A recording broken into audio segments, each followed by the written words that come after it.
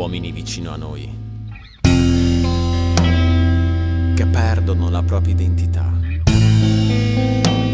origini, culture e tradizioni, che han cresciuto individui colmi di saggezza alla ricerca della propria missione, poi un giorno decidono di scappare dalle proprie terre d'origine e approdare da noi alla ricerca dell'oro. Oro che disumanizza le menti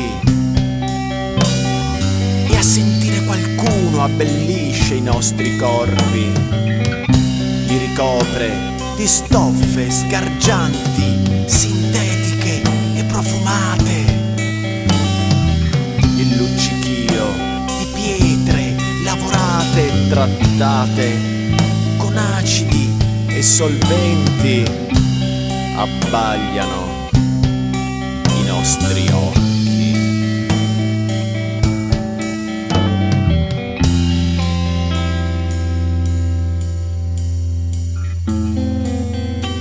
Pelli di animali sgozzati,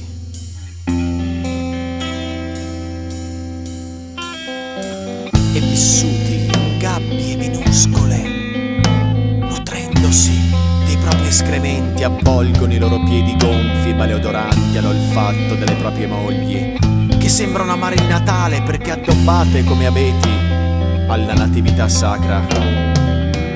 Uomini che nei loro luoghi sono saggi,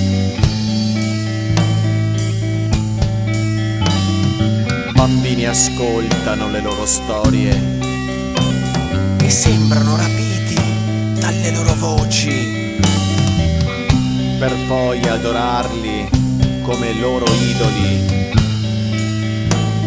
Donne orgogliose di allevare figli e di cucinare per uomini coraggiosi e determinati.